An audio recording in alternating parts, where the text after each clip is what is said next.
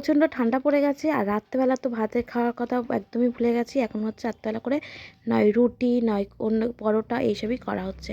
যাই হোক, আজকে দেখো কী বানিয়েছিলাম। আজকে বানিয়েছিলাম কড়াইশুঁটির কচুরি। স্কিপ না করে পুরোটা দেখো, আশা করি তোমাদের খুব ভালো লাগবে। আর যদি ভিডিওটা ভালো লাগে একটা লাইক কমেন্ট শেয়ার করে দিও। যারা আমার চ্যানেলটা নতুন দেখছো তারা প্লিজ বন্ধুরা সাবস্ক্রাইব করে দিও।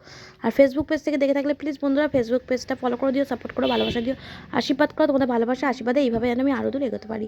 দেখো আজকে বানাবো কড়াইশুঁটির কচুরি। প্রথমে কড়াইশুঁটিগুলোকে ভালো করে এখানে সিদ্ধ করে নিয়েছিলাম, সেটাকে দেখো পেস্ট করে নিয়েছিলাম। এখানে আদা আর একটা ভাজা মশলা যেটা বানাই আমি, সেই ভাজা মশলা দিয়ে স্বাদ মতো লবণ দিয়ে ভালো করে কড়াইতে তেল দিয়ে এটাকে পুরো কষিয়ে নিয়েছিলাম।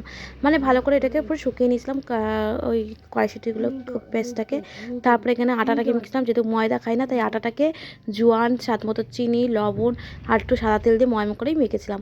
দেখো খুব সুন্দর কিন্তু হয়েছিল। আর সবকটা কচুরি কিন্তু সুন্দর সুন্দর ফুলেছে। আর আমি যেহেতু ছাকা তেলে ভাজি না কম তেলে করি, তাই কম তেলে কিন্তু একদম করেছিলাম। কেমন হয়েছে বলো তো তোমরা কড়াইশুঁটির কচুরিগুলো? আর তোমরা ঠান্ডা পড়তে পড়তে কারা কারা কড়াইশুঁটির কচুরি খাওয়া শুরু করে দিয়েছো সেটাও কিন্তু কমেন্ট করে জানাতে ভুলো না কিন্তু। এই দেখো অল্প করে করেছি, রাতের জন্য এখনও করিনি, যেহেতু ছেলে এখন পড়তে বসো তাই ওকে অল্প করে ভেজে দিলাম। তাই এই ছিল আজকের ভিডিও। তোমাদের কেমন লাগলো ঝটপট কমেন্ট করে জানি বন্ধুরা। বাই বাই, দেখা হবে নেক্সট ভিডিওতে। সবাই খুব ভালো থাকবেন, সুস্থ থাকবেন। আজকের মতো টাটা।